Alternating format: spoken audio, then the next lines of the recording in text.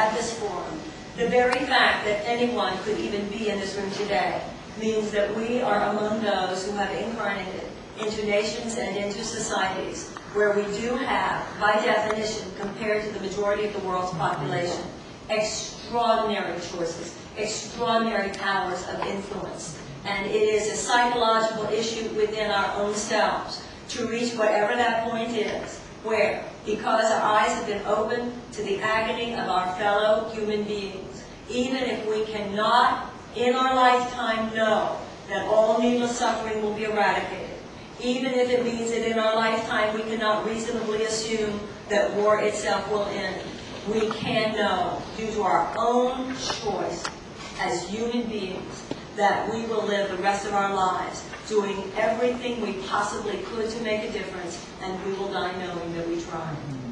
In Buddhism, it is said that your karma is not based on what you achieved during any particular lifetime. It is based on what you were trying to achieve at the time of your death.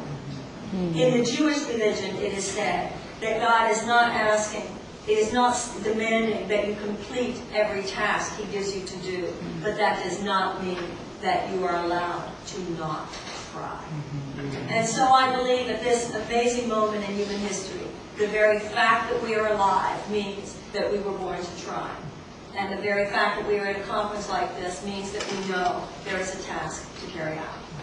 As I said before, the fact that we don't in all ways and at all times know what to do does not matter as much as most Westerners would think.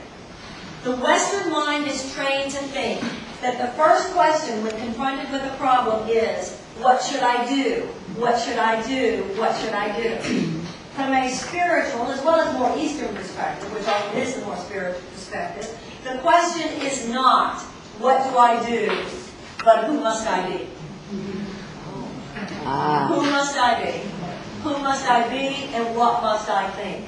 In A Course in Miracles, there is a line which says that God has the answer to every problem the moment the problem occurs. The Native American Indians have said that when there is poison found in the forest, the antidote to that poison is within several feet away from the poison. In the 12 Steps of Alcoholics Anonymous, it is said that every problem comes bearing its own solution. So there is an extraordinary mystical principle here, which indicates that whatever the problem, the answer is closer than you might think, and it has to do not with something you are going to find outside yourself, but with something you are going to find inside yourself. From a metaphysical perspective, and what I submit to you here is that history is itself an outpicturing of the spiritual evolution of the human race. History is itself an outpicturing of the spiritual evolution of the human race. So the idea that God has an answer, God, however we understand Him, as Alcoholics Anonymous would say, to me, there is a unity of all the great religious teachings. Some religions have very little to do with God even, where I'm talking about the notion of a higher power. However, this higher power that can do for us what we cannot do for ourselves is language or conceived, if at all, by any individual. Whatever this truth with a capital T is that represents some invisible force at work in every human heart.